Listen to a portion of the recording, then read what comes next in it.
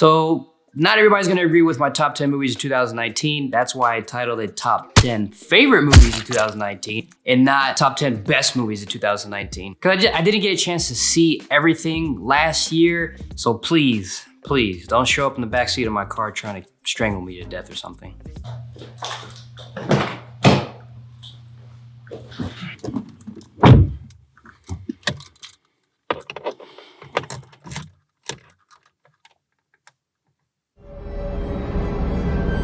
Ah, what the f? Here's my top 10 favorite movies of 2019 that I did see. So coming in at number 10, TMNT versus Batman. And I know what you guys are thinking. I know what you're thinking. This guy's nuts. So I had to include this one on my list. A lot of you may not know, but I am a huge fan of the Teenage Mutant Ninja Turtles since it originated, man. Also a big fan of the newest comic book series published by IDW. Hands down the best version of the Ninja Turtles, period. And we need an animated series based off of those comics. And that's where this movie comes in. They did do a mini series based off of Batman teaming up with the Ninja Turtles. And it was so popular, I guess they just decided to make it into an animated film. But it's probably the best DC animated film I've ever seen. It's definitely not for kids. It's dark, it's gritty. I think it's rated like PG-13. And the storyline is great, man. Like Shredder's in there, a League of Assassins are in the movie, and a bunch of iconic DC villains. And dude, Michelangelo in a Batmobile? It doesn't get better than that. Section number 9 is John Wick 3, probably my favorite action movie of last year. And this movie is an adrenaline rush. I enjoyed it a lot better than the last movie. This definitely took the franchise like 10 notches up in terms of action and fight choreography. It's insane. It's just like, whoa.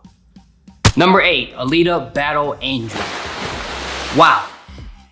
What a visual treat. One of the things that blew me away was just the animation and the visual effects. And you know, when you see James Cameron's name attached to a movie, you know you're not gonna get anything that's subpar in terms of visual effects.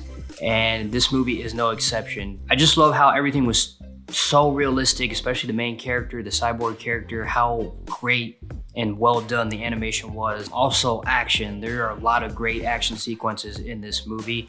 And the movie sends a great message about empowerment and kind of just rising above, coming from nothing and you know what seems like is an impossible situation. Coming in at number 7, El Camino. This is the movie that we didn't think we needed, but you know, after some thought and thinking about the original series and how that ended, the more you think about it, the more you're like, this works.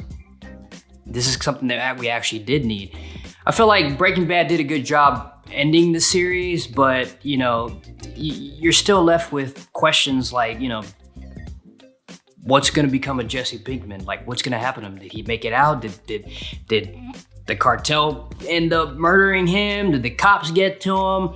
So, you know, the more I thought about it, the more I said to myself, okay, this movie does make sense. And then we had the movie, and this is a much better conclusion than what they did in the series. And with Vince Gilligan returning to the director's chair, that was just the icing on the cake. Number 6, I Lost My Body. This movie actually kind of altered my top 10 list a little bit because I actually just saw it last night on Netflix. It's on Netflix to watch. And it's an animated film coming from the director of Amélie, which is one of my favorite foreign French films of all time. But it's definitely, I feel, a movie that's going to go under everyone's radar.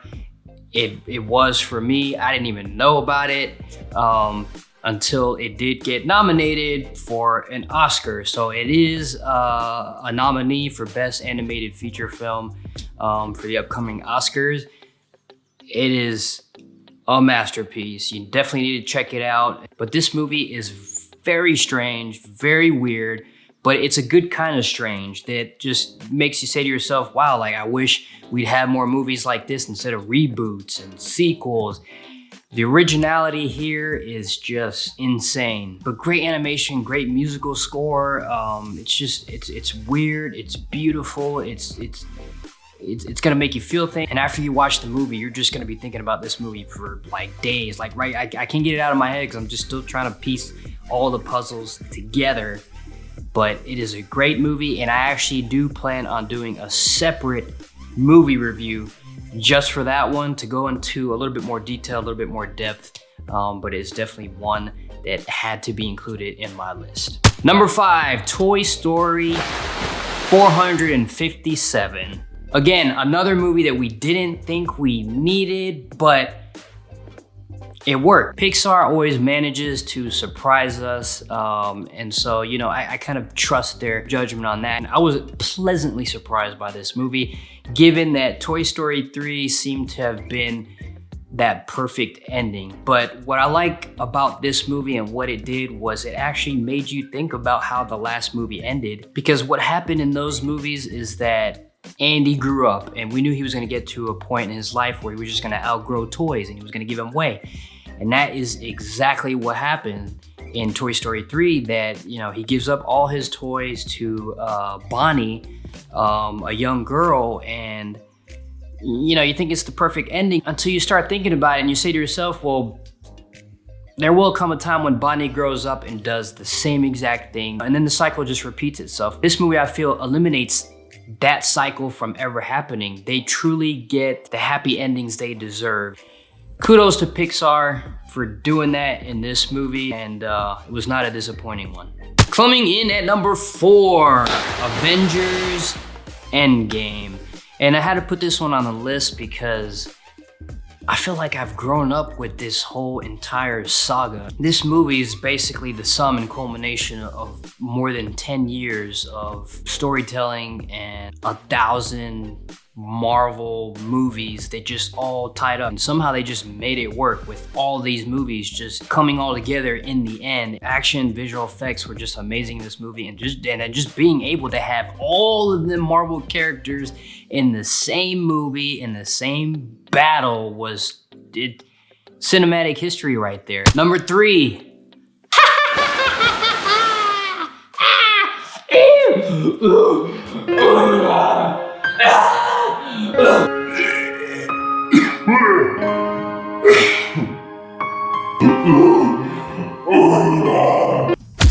I'm okay.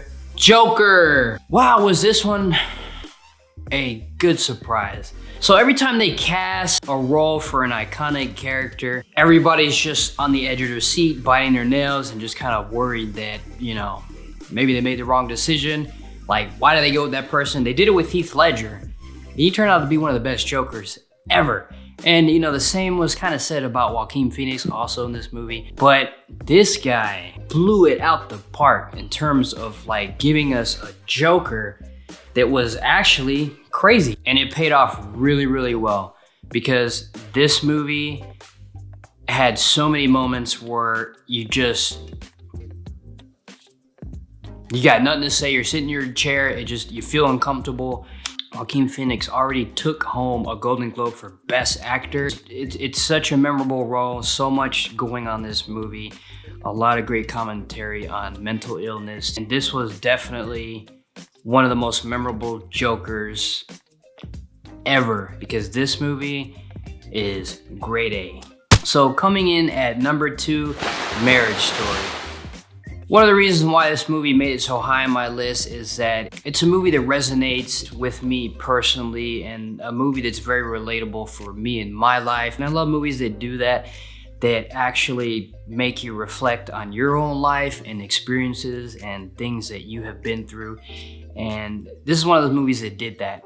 And not only that, you had 2 of the great performances of 2019 from Scarlett Johansson and Adam Driver, and I have never seen these 2 actors reach those heights of performances in a movie. I was blown away. Like, when you watch this movie, you're gonna feel very uncomfortable. You're gonna feel like you're actually sitting in a living room with them as they're fighting, as they're screaming off the top of their lungs. Also, on top of that, this movie just sends a great message about relationships and marriage, whether you're in a marriage or thinking about it or going through a divorce, this movie speaks to a lot of people. It's really good. Like it's really, really good. And that's why it's so high on my list. That's why it's number 2. Finally, my number 1 favorite movie of 2019, Parasite. I can't say enough good things about this movie. This movie is truly a masterpiece.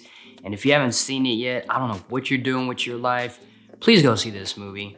Because from beginning to end, this movie is just flawless in terms of cinematography, music, and originality, the story, and the commentary on social classes, rich versus poor. There's so much going on in this movie that, you know, nothing is just left without thought. This movie is very thought-provoking. It's one of those movies where you're gonna leave after watching it and just think about for days. But Bong Joon-ho does an amazing job with this movie. It's already won a Golden Globe for Best Foreign Film. I love movies that just make you think. This movie will impact you, I promise. So watch it. But yeah, anyways, guys, those are my favorite top 10 favorite movies of 2019. The list would have been a little bit different had I seen a couple more films. There's a bunch of other movies, high-profile movies that I didn't get a chance to see. Uncut Gems, Jojo Rabbit, Once Upon a Time in Hollywood, The Lighthouse. There's a bunch of films I just didn't get a chance to see that probably would have made the list. But that's what happens when life. I still want to check those movies out, but just didn't get to in time to make this video. But if you guys enjoyed the video, give me a thumbs up. If you're not subscribed yet and you enjoy movie reviews or just talking about movies, consider subscribing and comment down below, what are your top 10 favorite movies of 2019? I would love to read those. Let me know down below in the comments. Also, I do plan on reviewing another Bong Joon-ho movie, Memories of a Murder. It's one I have not seen, so thank you, Jay Kim. I hope I'm pronouncing your name correctly if you're watching. Thanks for the recommendation, but I do plan on checking it out, so stay tuned for that review. I can't wait to see it. So I'll see you guys in the next movie review, and as always, keep it groovy.